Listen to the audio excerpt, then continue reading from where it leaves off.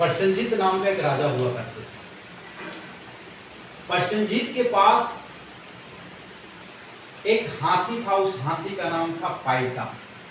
अभी हाथी की घटना बता रहे थे ना वो राजीव भाई। पाइका नाम का हाथी था। राजा प्रसेनजीत के पास तो बहुत हाथी थे, लेकिन पाइका हाथी जो था वो बड़ा ही अनोखा हाथी था। अनोखा इस मामले में था कि बहुत ही ताकतवर और शक्तिशाली हाथी था वो। और वो हाथी जिस भी युद्ध के मैदान में गया, उस युद्ध को जीतने का काम किया। लेकिन समय बीतता गया और समय बीतने के साथ साथ हाथी जो है बूढ़ा हो गया। ये जीवन का एक नियम है, प्रत्येक आदमी को जो है गुजरना पड़ता है। हाथी बूढ़ा हो गया, और हाथी जब बूढ़ा हो गया तो जो उसका महावत था वो भी बूढ़ा हो गया। और जब बूढ़ा हो गया तो राजा ने उस हाथी को रिटायर कर दिया अपने सेना से। हाथी भी रिटायर्ड हो गया, हाथी का महावत भी रिटायर्ड हो गया। क्योंकि वो हाथी जो था पाइका नाम का हाथी, वो राजा प्रसेनजीत का बहुत ही प्रिय हाथी था। तो उस हाथी को राजा जो है अपने साथ रखा, और महावत जो था वो रिटायर्ड होने के बाद तथागत भगवान बुद्ध के पास चला गया।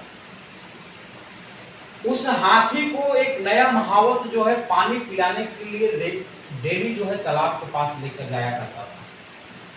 लेकिन एक दिन ऐसा हुआ कि वो हाथी तालाब के किनारे पानी पी रहा था, और पीते पीते थोड़ा और आगे बढ़ गया तालाब में।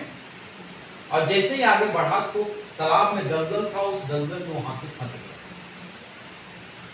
जब दलदल में वो हाथी फंस गया तो उस हाथी को निकालने का प्रयास उस महावत ने, नए महावत ने की, लेकिन वो हाथी को निकाल नहीं पाया।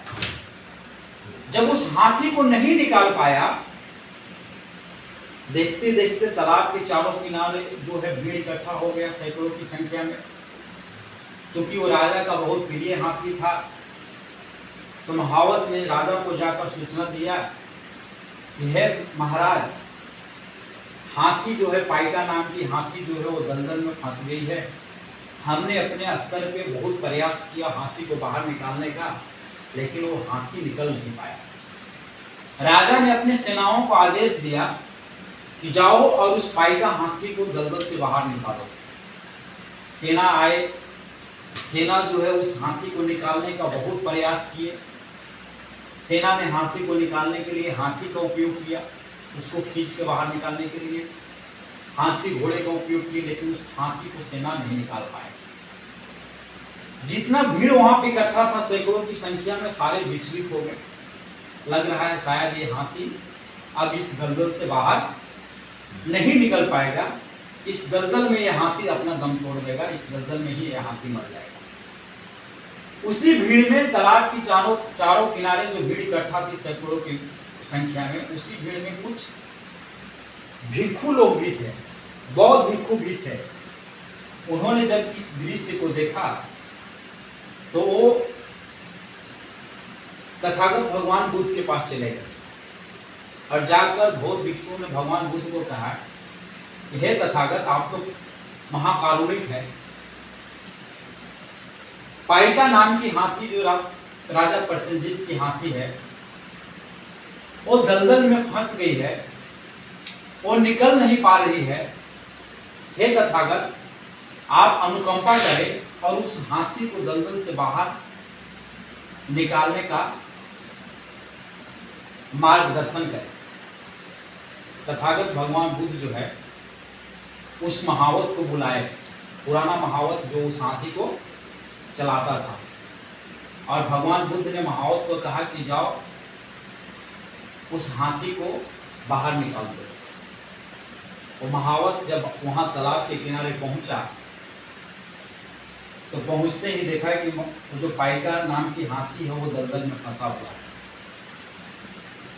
महावत ने वहां पर उपस्थित सेनाओं को कहा कि युद्ध के समय जिस रणभेदी या जिस गगनभेदी या रणभेदी या क्या बोलते हैं, डंका जो बजाया जाता है, डंका बजाया जाता है ना, ढोल नगाड़े बजाए जाते हैं ना युद्ध के समय, ढोल नगाड़े बजाए जाते हैं, रणभेदी बजाए जाते हैं। तो महावत ने कहा कि जाओ ढोल नगाड़े लेकर आओ।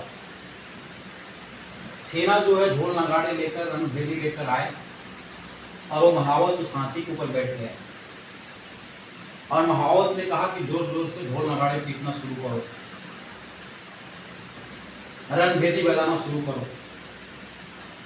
और जैसे ही सेनाओं ने ढोल नगाड़े बजाना शुरू किया, रणभेदी बजाना शुरू किया, उस हाथी को ऐसा लगा कि जैसे लग रहा है कि युद्ध छिड़ गया है, युद्ध होने वाला है, हमारा राजा जो है खतरे में, हमें अपने राजा को बचाना है। और वो हाथी कुछ क्षण के लिए भूल गया कि वो दलदल में फंसा हुआ है, वो दलदल में फंसा हुआ है, वो बूढ़ा है, हो चुका है, उसको याद ही नहीं रहा और हाथी चिंगाड़ते हुए उस दलदल से बाहर निकल गया। जो वहां पे भीड़ इकट्ठा थी चारों तरफ, वो लोग आश्चर्यचकित हो, आखिर ये कैसे हो? अभी कुछ क्षण पहले इस हाथी को निकालने का बहुत प्रयास किया गया है, हाथी ने भी अपने लेवल पर बहुत प्रयास किया, जितना निकलने की कोशिश कर रहा था उतना हाथी दलदल में फंसता जा रहा था। लेकिन ऐसा क्या हुआ जिसकी वजह से हाथी दलदल से बाहर निकल गया? सारे बौद्ध भिक्षु जो थे वापस बौद्ध विहार लौट गए। शाम का समय था, तथागत भगवान बुद्ध जो है धम्म देश न दे रहे थे। भिक्षुओं ने तथागत भगवान बुद्ध से सवाल किया, हे तथागत, हम लोग आश्चर्यचकित है कि वो पाइका नाम की हाथी जो दलदल में फंसी थी, जिसकी उम्मीद लोगों ने छोड़ दिया था कि ये दलदल से बाहर नहीं निकल पाएगा, आखिर ऐसा क्या हुआ कि वो हाथी उस दलदल से बाहर निकल गए? तथागत भगवान बुद्ध ने कहा कि जब ये रणभेदी बजा, जब ये डंका बजा, तो हाथी को लगा कि मेरे राजा के ऊपर संकट आ गया है, किसी दूसरे राजा ने आक्रमण कर दिया है, युद्ध छिड़ गया है और मुझे किसी भी कीमत पे इस युद्ध को जीतना है, अपने राजा को बचाना है।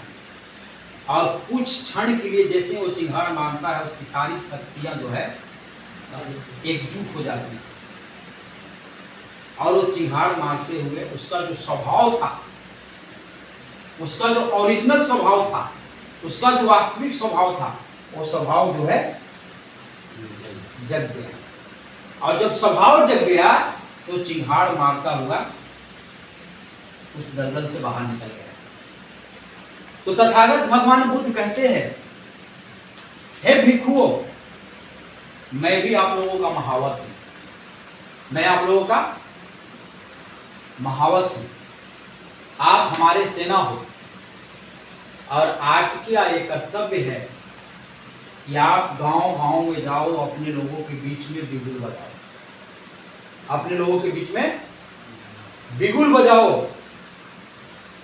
आपके बिगुल बजाने से हो सकता है कि हमारे समाज का, बहुजन समाज का स्वभाव जग जाए, और जब उसका स्वभाव जग जाएगा तो जो समाज हमारा गुलामी की जंजीरों से जकड़ा हुआ है, जो समाज हमारा गुलामी की दलदल में फंसा हुआ है, जो समाज हमारा अज्ञानता के दलदल में फंसा हुआ है, जो समाज हमारा अशिक्षा के दलदल में फंसा हुआ है, वो उस दलदल से बाहर निकलने का काम करेगा,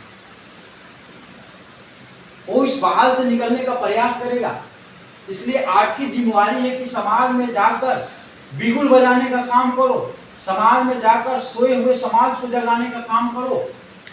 साथियों, जितने भी सामाजिक संगठन, धार्मिक संगठन हम लोग के समाज में काम कर रहे हैं, अगर वो इसी तरह समाज में बिगुल बजाने का, इसी तरह समाज को सोए हुए स्वभाव को जगाने का काम करेंगे, तो ये जो हमारा समाज है, ये जो बहुजन समाज है, एक गुलामी की दलदल से बाहर निकलेगा, अशिक्षा की दलदल से बाहर निकलेगा, अज्ञानता की दलदल से बाहर निकलेगा।